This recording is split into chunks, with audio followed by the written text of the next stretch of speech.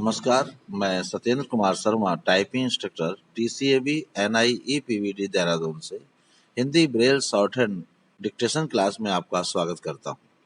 तो शुरू करते हैं।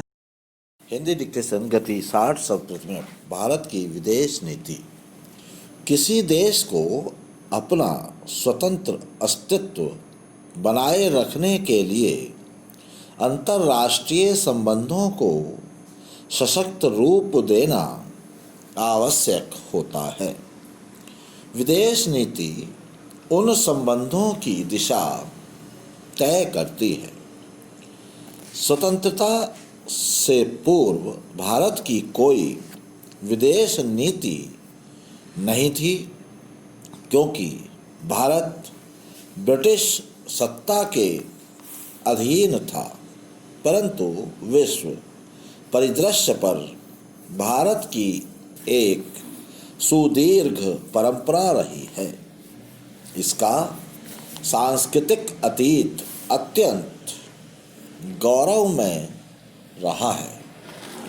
न केवल पड़ोसी देशों के साथ, अपितु दूर दूर स्थित देशों के साथ भी भारत का सांस्कृतिक एवं व्यापारिक आदान प्रदान होता रहा है। भारत विश्व में एक विस्तृत भूभाग और विशाल जनसंख्या वाला देश है। अतः इसकी विदेश नीति का विश्व की राजनीति पर गहन प्रभाव पड़ना स्वाभाविक है। इसीलिए सितंबर 1946 में अंतरिम सरकार की स्थापना होते ही स्वतंत्र विदेश नीति के निर्माण का कार्य प्रारंभ हो गया। भारत की विदेश नीति की मूल बातों का समावेश हमारे संविधान के अनुच्छेद 51 में कर दिया गया है, जिसके अनुसार राज्य अंतर्राष्ट्रीय शांति और सुरक्षा को बढ़ावा देगा।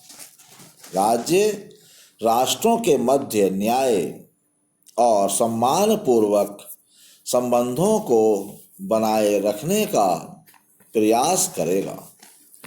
राज्य अंतर्राष्ट्रीय कानूनों तथा संधियों का सम्मान करेगा तथा राज्य अंतर्राष्ट्रीय विवादों को पंच निर्णयों द्वारा निपटाने की रीति को बढ़ावा देगा।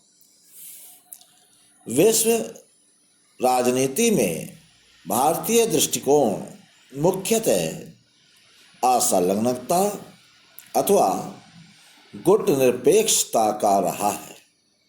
गुट निरपेक्षता गुटों की पूर्व उपस्थिति का संकेत कर देती है। द्वितीय विश्व युद्ध के बाद भारत के स्वतंत्र होने के समय तक विश्व की राजनीति दो विरोधी गुटों में बंट चुकी थी। पूंजीवाद के प्रतिनिधि के रूप में एक गुट का नेता संयुक्त राज्य अमेरिका था और साम्यवाद के प्रतिनिधि के रूप में दूसरे गुट का नेता सोवियत संघ था। विश्व के अधिकांश राष्ट्रों के इन दो विरोधी खेमों में विभाजित हो जाने से भीषण शीत युद्ध प्रारंभ हो गया। शीत युद्ध का क्षेत्र विस्तृत होने से तीसरे विश्व युद्ध की आशंका बढ़ने लगी। अतः भारत ने दोनों गुटों से पृथक रहने की नीति अपनाई। इसे ही गुट निरपेक्षता की नीति के नाम से जाना जाता है। भारत की गुट निरपेक्षता स्विट्जरलैंड की तटस्थता के समान नहीं है और न यह एक स्थायी तटस्थता है।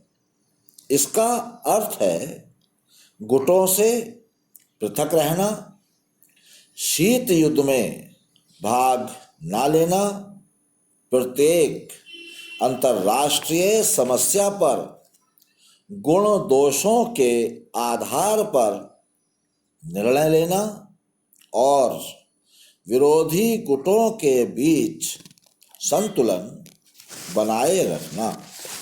भारत की गुट निरपेक्षता की नीति अपनाने के कई कारण हैं। प्रथम तो किसी भी गुट में शामिल होकर अकारण ही भारत विश्व में तनाव की स्थिति पैदा करना उपयुक्त नहीं मानता। तो आज के लिए बस इतना ही। धन्यवाद।